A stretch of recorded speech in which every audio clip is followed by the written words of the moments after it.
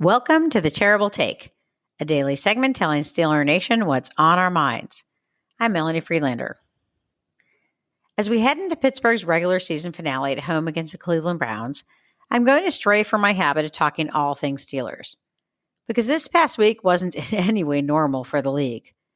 I'm one of tens of millions of NFL fans who follow the story of Demar Hamlin almost obsessively, filled with shock and worry when he collapsed during Monday Night Football, and now feeling a sense of communal joy and relief as we see him progress back to health. Honestly, was there anything better than seeing his smile in the FaceTime screenshot he posted on his Instagram story yesterday? The features that have dominated social media this week about the Buffalo Bills safety, who stepped into a starting role in his second year in the NFL, have introduced fans of other teams to an enthusiastic, humble, and generous young man who spends his free time giving back to his community in Western Pennsylvania. It seems like a miracle that he wasn't taken from his family and friends and teammates way too soon. Many credit the power of prayer for Hamlin's survival. With that said, this story unfolded exactly as it should have from a medical standpoint. Fans would guess that what happened was a 1 in a million event because it's rare in the NFL. I could be missing a case, but I believe this is the first time an NFL player suffered a cardiac arrest during a game since 1994.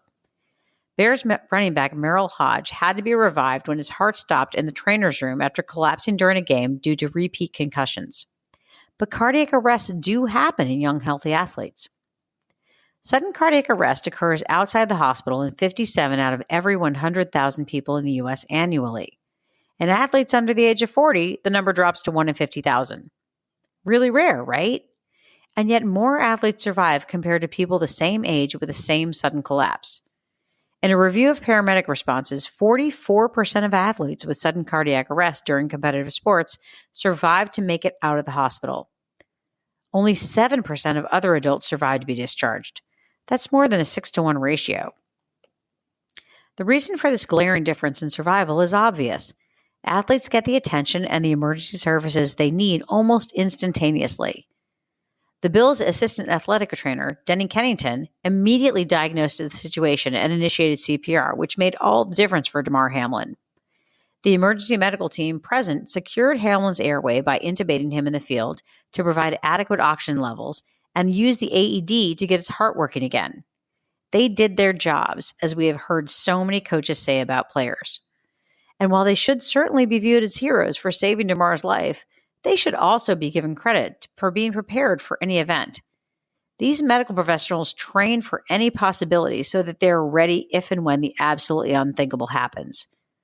It's easy to find fault with the league when we view things from a player standpoint. We're often critical of the NFL, particularly for the way they handle player safety, especially when it comes to concussions. This time, though, the league, the Bills training staff, and the emergency medical personnel deserve our praise.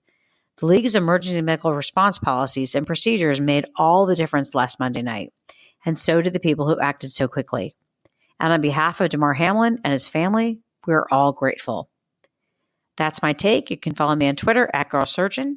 Check out The Terrible Take every day Eastern Time at 5 p.m.